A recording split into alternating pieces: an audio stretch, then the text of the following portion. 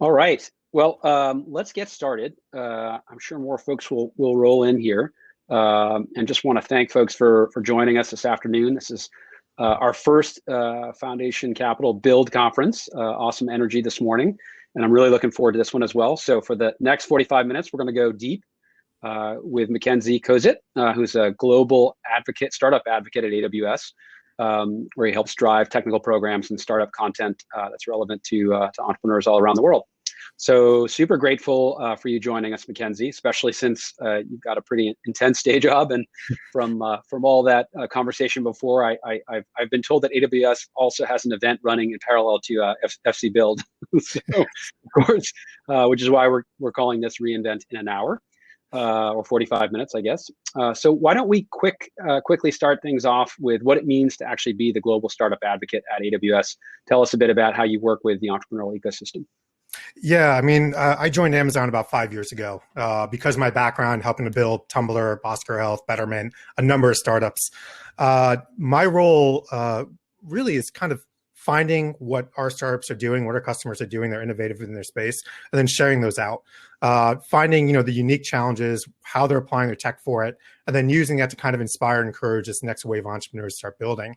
But I'm literally just one person out of this massive global team of startup experts. I think that's a lot. It's one thing a lot of people don't realize about Amazon is when it comes to Amazon, we have amassed an enormous team of former startup founders, investors, and executives who understand building and growing these companies. They have the BD connections to make it happen. They partner with thousands of the top accelerators, incubators, and venture capitalists around the world to help kind of find the companies that are really going somewhere and giving the backing, the resources, the connections they need to grow. And so I thankfully, in my role, just got to kind of sit at the face of that, help talk about these programs that we have, and help kind of convince people that AWS always has been the best place for startups to build, and it'll continue to be the best place. Nice. So I know in your 6 years at Amazon, you've already helped create and launch, I think it's AWS Startup Days, Now Go Build, a newer one, sort of Amazon, I think, Connections program.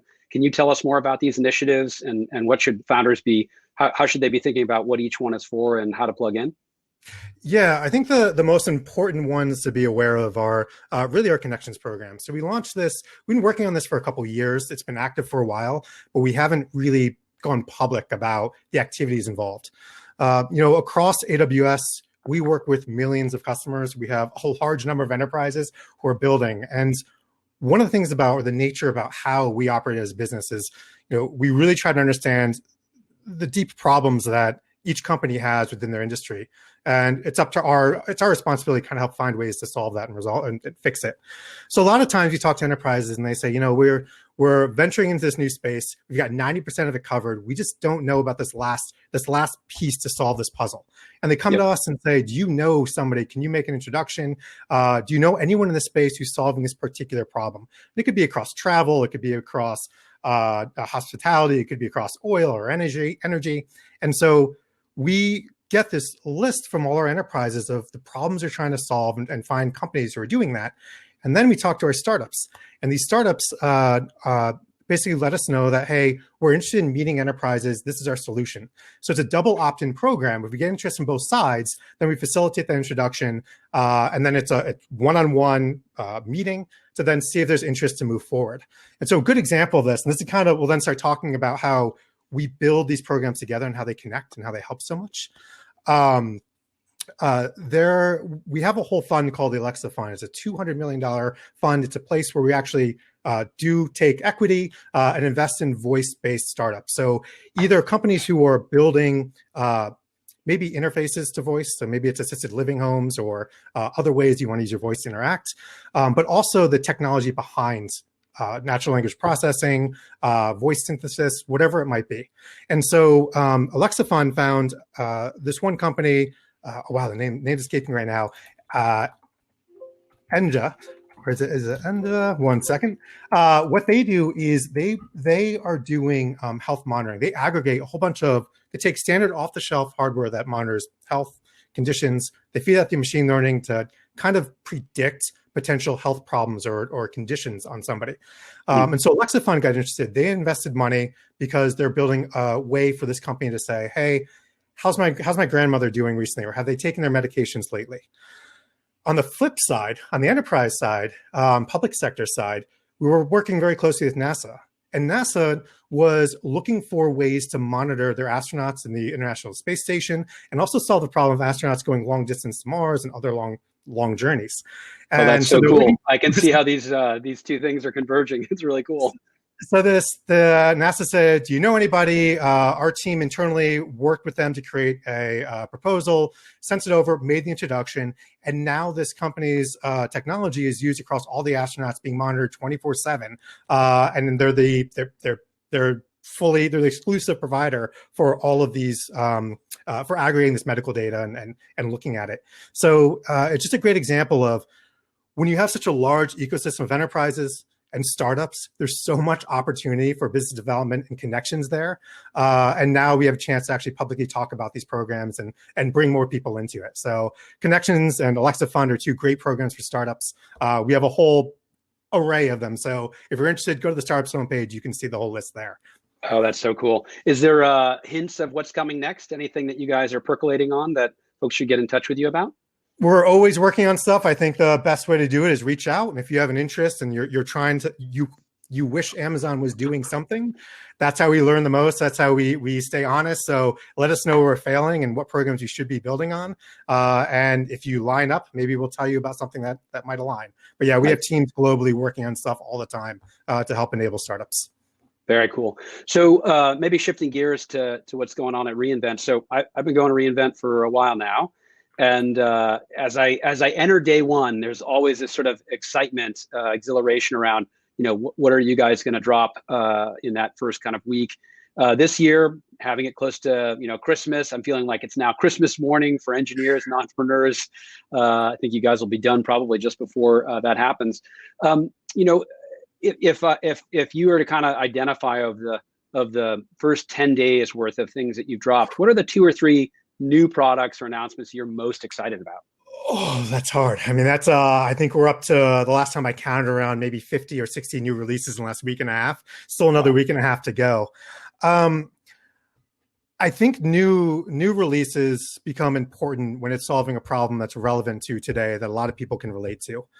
I think some of the underdogs that will actually be really valuable for organizations is a lot of stuff we're doing in the Amazon Connect space. That's our inbound call center. It's virtual call centers you can build. During the pandemic, we had over 5,000 companies spin up virtual call centers because now, because of disruption to logistic chains, to the fact that just the way people are interacting with business has changed, they now have customers have a lot of questions. They're calling in, they want to get answers, they want to talk to somebody. And so we put a lot of new features and capability into Amazon Connect. So the first one is the service or capability called Amazon Contact Lens Real Time. Oh, yeah. I think I read about this. Yep. And so it's really cool. So as you're talking to somebody, it's using natural language processing to kind of look at what the customer is saying on the phone. And you can put in key phrases like, let me talk to a manager, or I have a problem with this product. And you can start capturing and triggering events based off of that. And then it'll also do real-time sentiment analysis to figure out when is a customer starting to get upset or angry with this current rep. Right. When should I pull in the manager and take this call off of the hands of a first line customer support person? Absolutely. And like if anyone, I did customer service work years ago, and the sooner you can mitigate that problem early on, the better chance you have on salvaging that relationship with your customer. And so it becomes really important. And so that's one of them. And then you'll see these start to piece together. And the second great capability that got launched with it is something called Wisdom. So now you have these distributed customer service reps. They traditionally are used to working in a call center where they can tap someone next to them. They don't know the answer to something. Wisdom, you can plug this into contact lens, and it'll see what the customer is talking about, what their problems are. And Wisdom in real time will start popping up knowledge-based articles or information to the agent. So they end up feeling more informed, more educated, more able to help this person. And so you end up building a lot more trust with your customers if you're able to deliver timely, accurate information. And so Wisdom's a cool way to provide that. Pulls information from like Salesforce, from ServiceNow, and more. So it's almost like a dossier that you're entering the meeting, and you've got, the same way you would like a binder full of insights that will make that connection with the customer that much more relevant. Absolutely. You'll tell when you're on a call with a customer service rep and they go, can I put you on hold for one moment? And they're scrambling around, messaging people, trying to find the answer to something. And what we want to do is help you kind of bubble up the most relevant information in a timely manner so you can really help. And then the third and last one about Amazon Connect that I really love is, if the two most worn out keys on a customer service rep's keyboard are Alt-Tab, because when you talk to somebody, they are copying and Alt-Tabbing to another system. They're putting this information in. They're pulling up maybe order history. They're going somewhere else, looking at website activity, looking up service history, ticketing information. They are very good at being able to switch and multitask between these systems. They do that because all this information is disparate across your organization. And so that was a big problem we heard from our customers. And so we created customer profiles. And lets you pull in things like Marketo. You can have an SDK to pull in from other data, Salesforce, Zendesk. You get a unified view of your customer in one place. So again, it helps speed up that time to resolution for when people are calling in. Outside of Connect, the other areas that I'm really excited about is really what's happening on the serverless space. Mm-hmm. There's no question that serverless since 2014 has just had mass adoption. We look across our usage in AWS, we have hundreds of thousands of customers building serverless applications, websites, and more. Yeah, the updates around Lambda, I think, were pretty impressive. I think there was a lot of applauding from the engineers, for sure. It's, you Lambda's pricing model is you pay per invocation and then you pay per the compute time itself. And, 100 milliseconds doesn't seem like a lot of time because that's what we used to round up to the nearest amount, to 100 milliseconds. But if you have an application and you're only using 28, 30 milliseconds, 100 seems like a lot to be charged for. And so the feedback we got from our customers was, we don't want to be paying 100 milliseconds if I'm only using a fraction of that. And so the shift now to 1 millisecond for the billing is really nothing more than a way to save money for a lot of customers. I was on Reddit, the subreddit for AWS yesterday, and one customer was on there saying, I just looked at my dashboard today and my Lambda bill got cut in half and I had to do nothing. And that's one thing I actually enjoy about being in this role or being at Amazon is we don't increase prices, it's only gone down for customers. And that's always an incentive. How can we help you run infrastructure for less? Andy did, I think, a great job in the keynote last week. And there's always sort of tongue-in-cheek jokes around sort of, Oracle or Microsoft SQL Server trying to, figure out more and more ways to charge you more, track you down if you've sort of, not been fully covered on your licenses. And I do think that there's something really to be admired about your approach, customer first approach of like, hey, like we basically just cut you a check by launching this product and you're paying us less. And talk about ways of building, a sense of loyalty with the customer base. It's just so smart in this regard. And Lambda, the Lambda stuff was all about that too. Yeah, it's a combination of helping to make sure that the right tools are there at the right time when you're ready to start building, and then making sure that you're not overpaying for. And I think that's always been the incentive: is how do we drive operational efficiencies into our running infrastructure, and how do we pass those savings on to our customers? And that's been the model since we began, and we have no plans on changing that. The other piece was kind of big for serverless is, in these large organizations, you've got essentially platform teams who are really defining the best practices of how this code should be running, how their logging should be running, what libraries should be leveraged and used. And then you have development teams who are building on top of these platforms that are being created within the organization. And a big pain point for customers is staying on top of that. And so actually, this works for containers too. We launched Proton, which lets you really build and define these platforms. And now as a developer in an organization, I can see a list of these different really platforms to pick and choose from. I can deploy my code to it. If the underlying libraries change or needs change, I can then roll that out and update the underlying platform. So Proton for people who are building within containers, or Lambda will really just help ease a lot of pain points, I think. This last point around Proton, and I would say also the DevOps Guru stuff, It felt like if last year was, all about data scientists and machine learning and pipelining, although you were revving these products this year as well, felt like, wow, this year the DevOps was definitely, in the center of focus. And I'd love for you to share more about this. I mean, the Proton piece, the DevOps guru, like how do we use machine learning to kind of preemptively figure out the same way you're doing with Code Guru, where the problems are going to lie, where you're having issues around, overutilization or memory leaks. That stuff was very clearly articulated, and there's obviously a lot of startups sort of working in this space. But do you feel like sort of DevOps is now a category that you guys are really spending a lot more time on?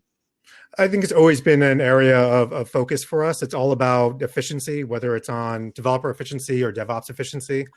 My life from coming from the DevOps world, I spent a ungodly amount of time building dashboards and looking at metrics and trying to figure out when you're trying to pinpoint a problem in a highly distributed system, it's dashboard after dashboard. And I think finally taking the best practices and automating a lot of this and giving this type of tooling into the hands of DevOps, it shifts the focus to where you're spending less time monitoring and making sure that what you just deployed out into production is working and more time building something new. And I think that's where there's a lot of also enjoyment. If I talk to any developer, I don't care if you're in DevOps or in developer, the satisfaction comes from when you're handed a problem and you're able to build, push down to production, and then load up the dashboard and see it working and the throughput of what's going through it and the excitement of that. It's not that headache at 2 a.m. when something breaks and you're trying to diagnose it and troubleshoot it. And so the more that you as an organization are able to give people the tooling that lets them get to that accomplished state quicker, it just increases job satisfaction. People are just happier. And so I think a lot of these tools built around DevOps is essentially that. It's letting people focus on the more fun part of architecting, building systems, solving problems, and less about, gee, let me hover my mouse across this graph. Has it gone up in the last minute? I don't think it has. Right. That's what matters. Very cool. So I want to shift gears maybe to talk a little bit about some of the work in and around data. And I mean, if I think about going into this year's reInvent, AWS already had on the order of, and I'm probably off by at least a dozen, but 175 different services. In fact, it was really fun to see Annie in front of the ML services. It was like you needed like a triple wide screen to capture all of the different things going on. And I don't know how many you'll be adding this year, but I see three big trends in data. And one is just more data from more sources than we've ever seen before. And you're bringing them together, as you just described, in unique and interesting ways. Certainly the second one is around an explosion in net new use cases in the cloud. And then I think this thing we've been talking about literally 6-7 years now of, enabling analytics across the entire organization, not just within the data science team. And that's been really fun to kind of begin to see that. And I think that speaks to the abstraction that you're talking about a few minutes ago. What would you, in addition to, or I guess, what would you modify or add to these kind of three trends with respect to data and how AWS sees the world? Yeah, actually, I'm gonna address all three of these. I think there's some great services that help address these types of trends or patterns or actually concerns. The first is, you're right. Data is coming in from all different points right now for every company.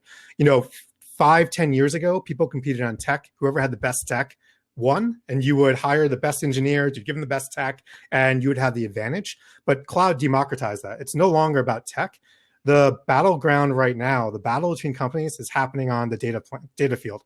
It's whoever is generating the right amount of data, and most importantly, who's doing the most with this data.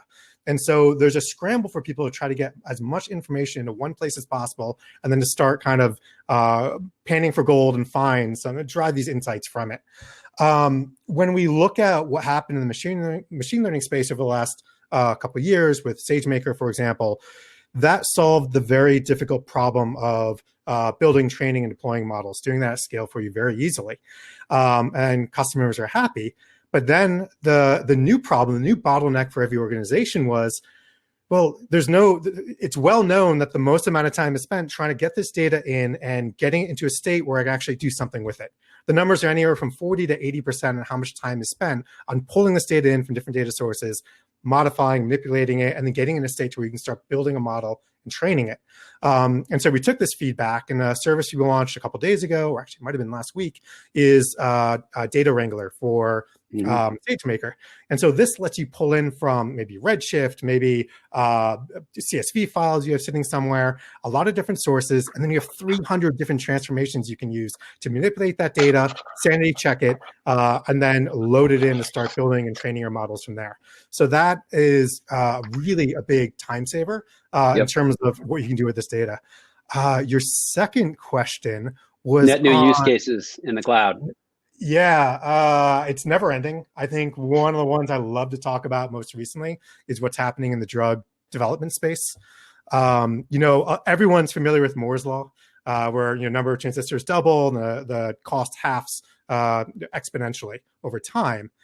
A lot of people aren't familiar with the pharmaceuticals equivalent or evil brother of Moore's law. Exactly. which is the fact that year after year, the amount of money, the amount of time it takes to develop a new drug gets worse and worse. It's harder and harder.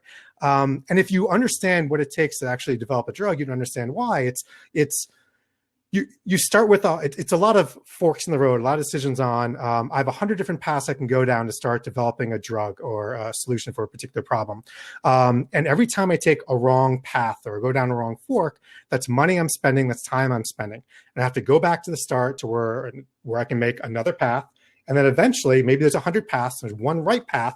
Eventually, after many, many months or many years, I go down all the right forks in the road and end up at a drug or a vaccine or an option there.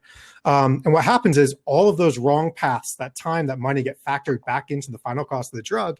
And now that's why you see drugs costing billions of dollars to research. And if you take a step back and you look at that, that's fundamentally a predictions problem, right? If you have enough data, you can be smarter about the decisions you make at every single one of these forks. And so that's what we're seeing a lot of companies in the drug development space do.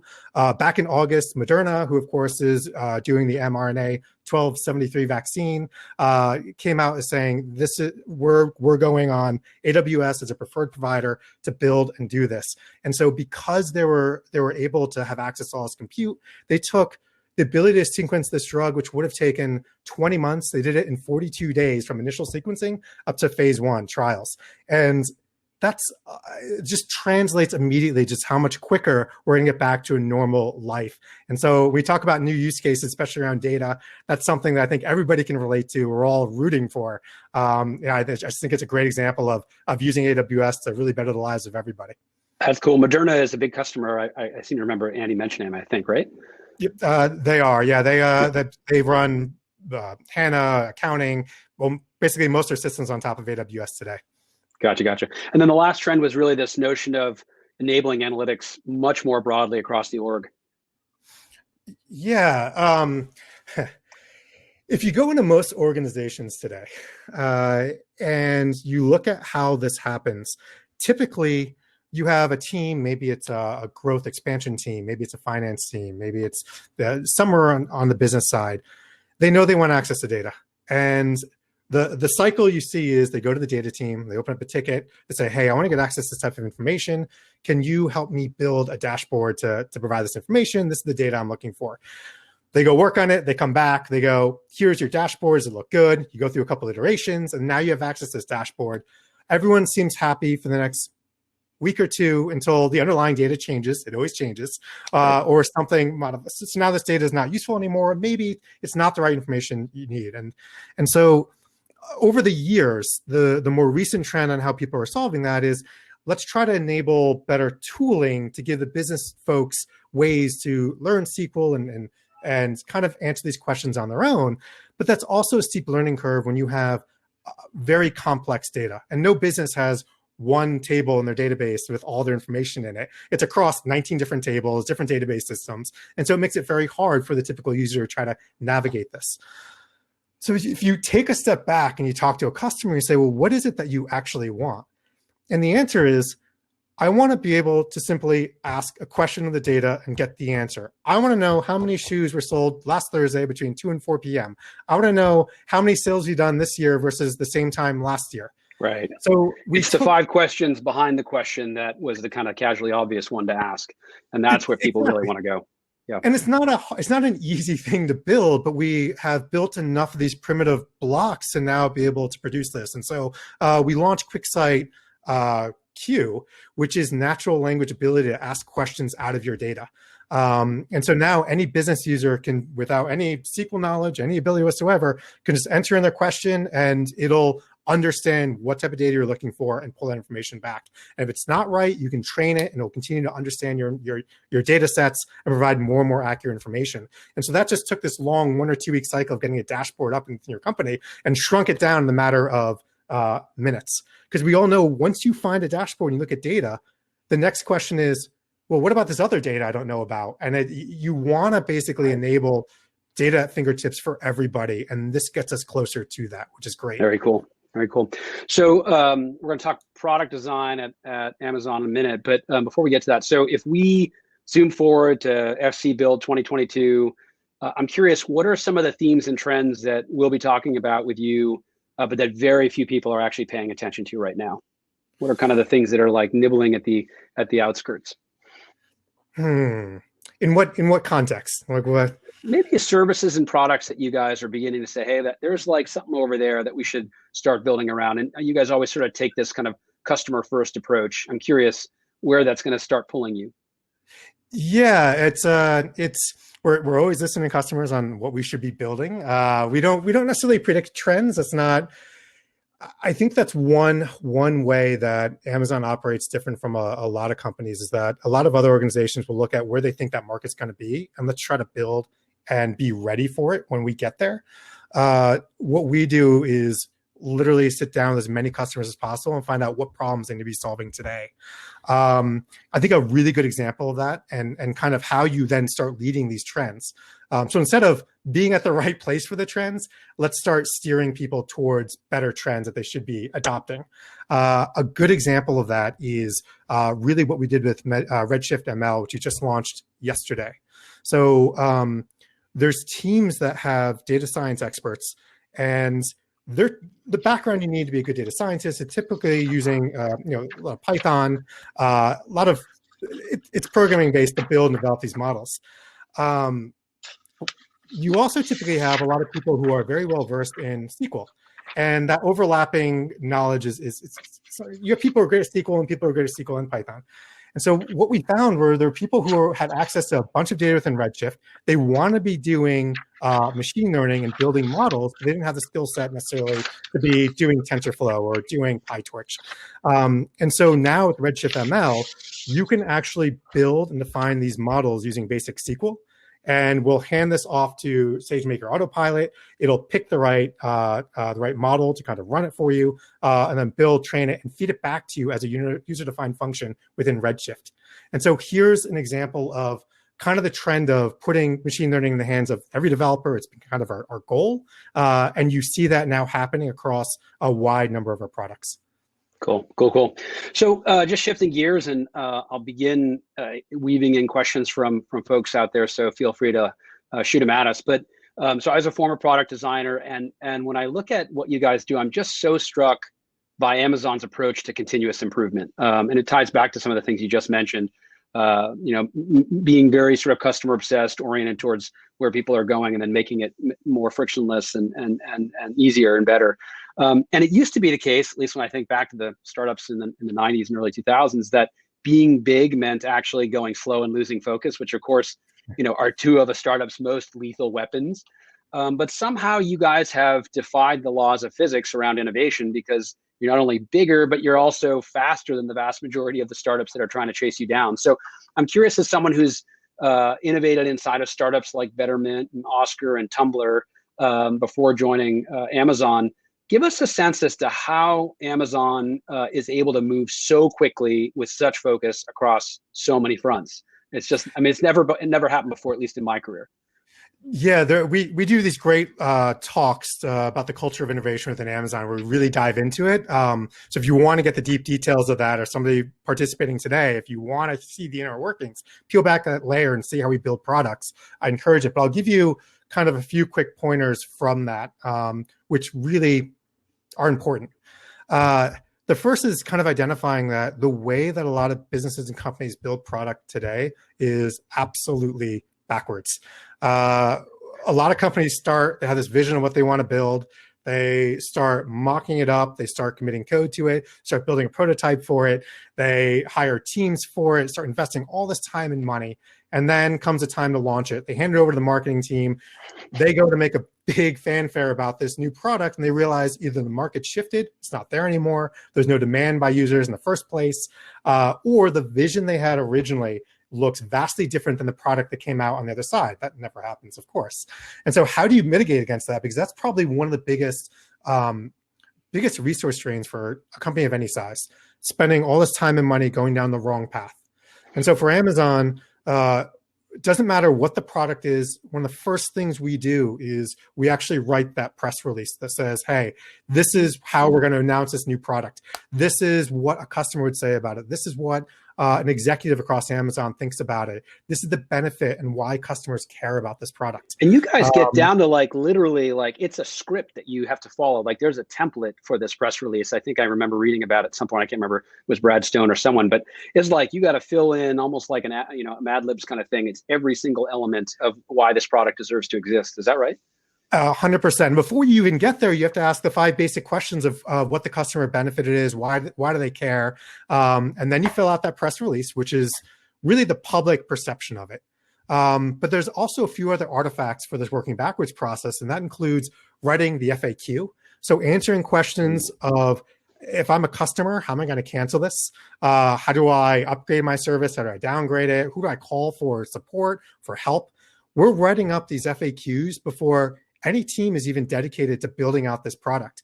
And then you also have this internal FAQ. You're asking the hard questions internally, such as who's actually going to own and run this? What's the impact to the rest of our infrastructure? Who do you call internally if something happens to it?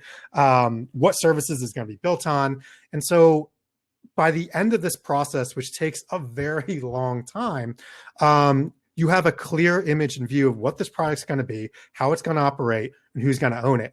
And a lot of people start this process and literally bang their head against the desk because it takes weeks, months, takes 20, 30 revisions to go through it. But you think this is such a waste of time. But the reality is spending 6 months or 12 months building a product and then having to throw it out is such a bigger waste of time. And so It's there to save us. And it's really the core of all the products we develop and build. That's so cool. I hope at some point that gets encapsulated. I've heard it described as you have here, and I think about all the vectors that could possibly be pulling a product in 100 different directions. And this kind of press release first feels like it gets all the tips of the arrows pointed in the same direction from the get-go. And I hope there's some place that our startups and founders and entrepreneurs can learn from that. I want to weave in one of the questions that came in because it relates kind of to this, which is Amazon's been one of the most ambitious companies in the world, and no domain of industry has been outside its interest. How do you convince other tech companies to trust Amazon to not be a competitor? How do you manage that both for startups as well as maybe the larger partners?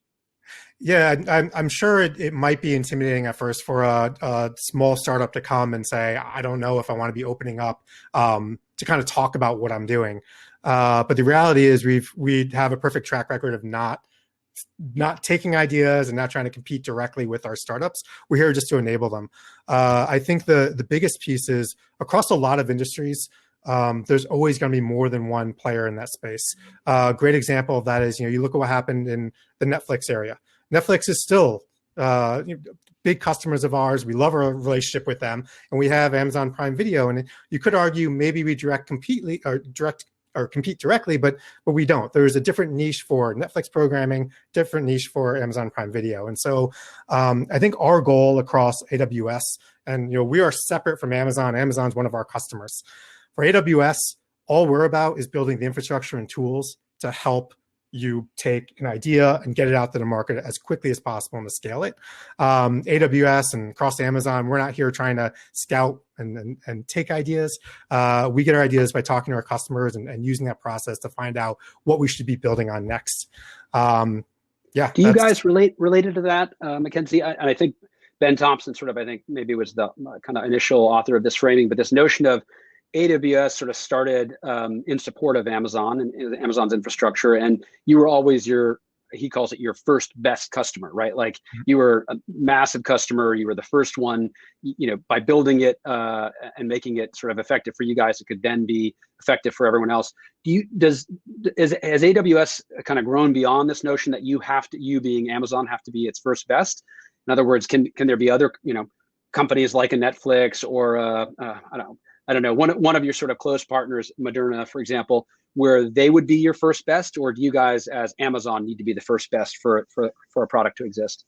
Yeah, I would argue, I think we moved away from the notion of first best for different customers. I mean, it's we treat Amazon with the same resource limitations and limits and soft limits as every other customer.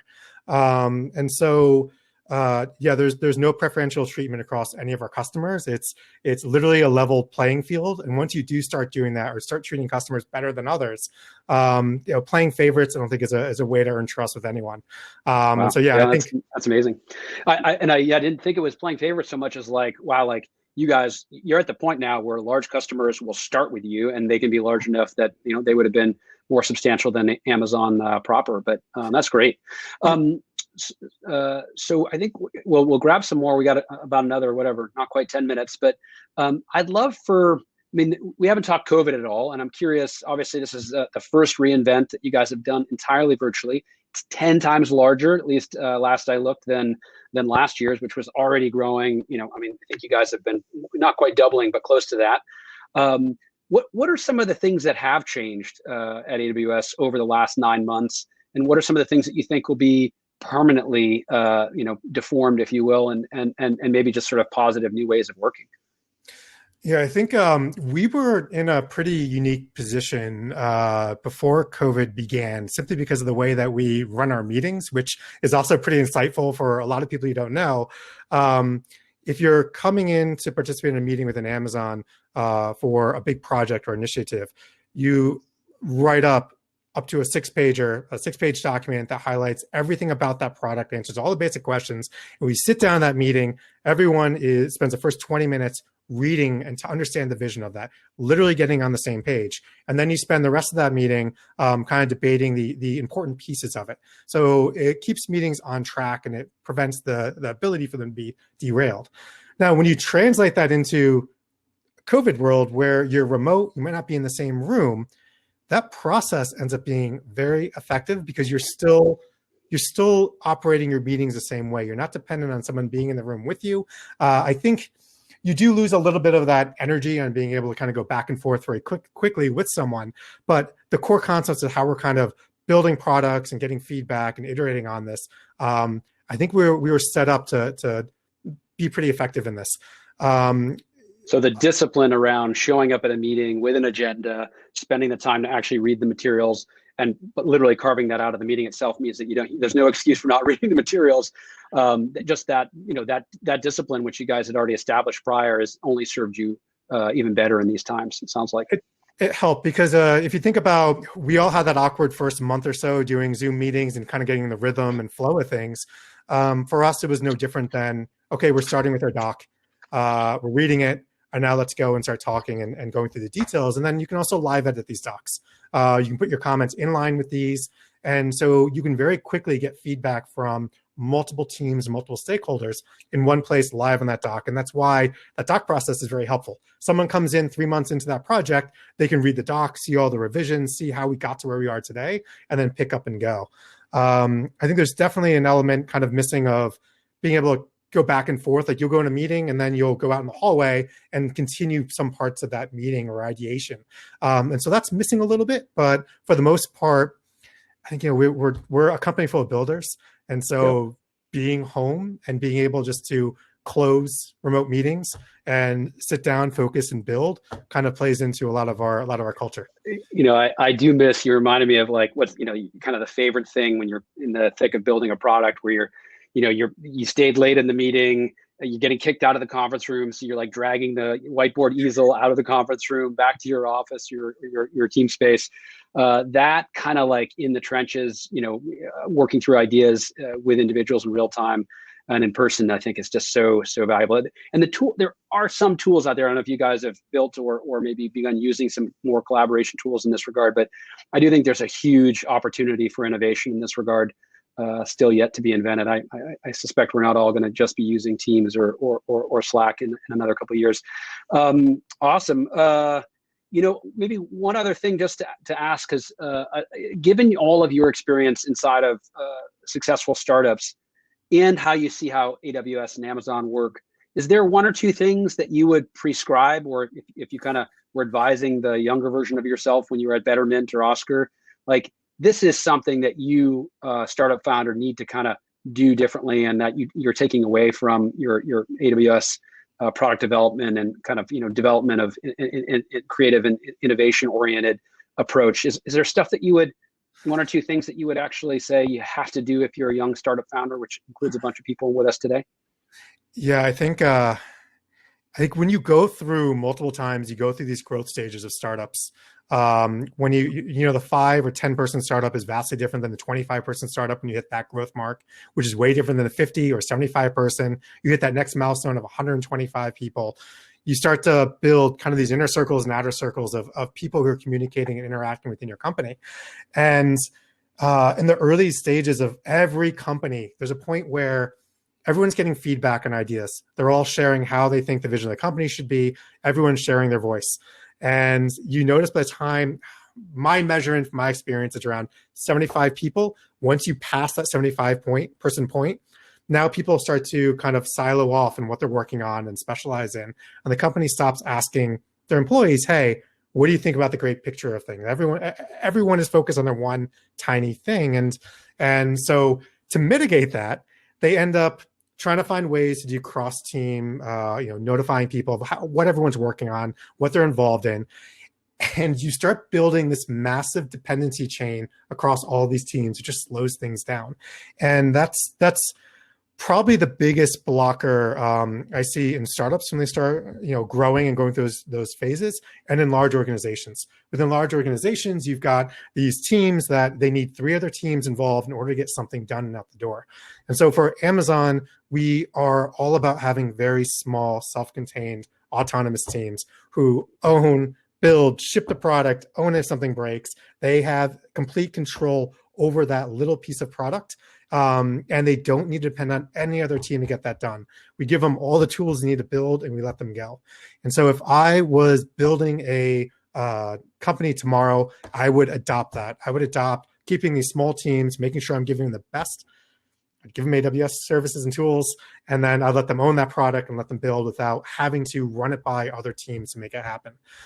That's where you start to unblock people and let them run. And I think that's where I see a lot of enterprises kind of stumbling. And one thing that Amazon does very, very well.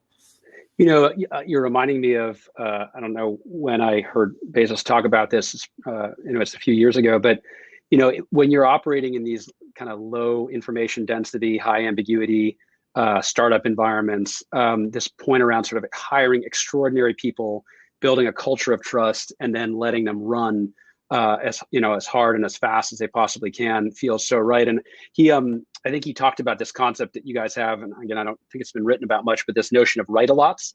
These are people who are right a lot, and those are the individuals typically who you're trying to hire to lead these small teams. And I remember hearing that, you